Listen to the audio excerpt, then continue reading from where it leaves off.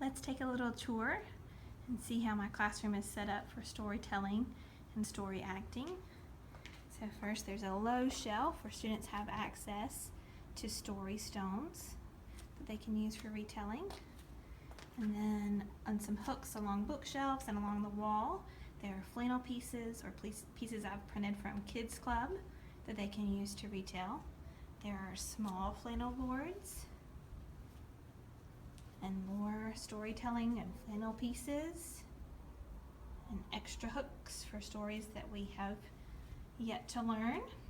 And then our book boxes, that collection is growing. We have Pete the Cat and superheroes so far, but as we are introduced to more books and more stories, we'll have more that we can use to retell.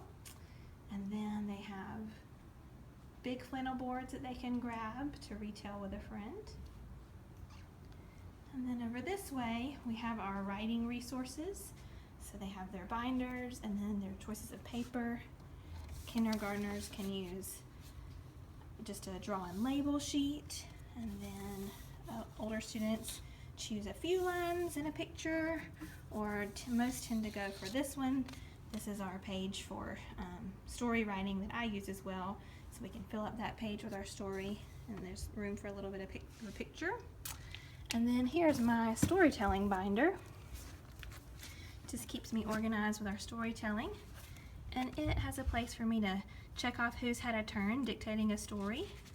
And then I've also stored just some example stories that we can act out, sort of get an idea of how it works at the beginning of the school year.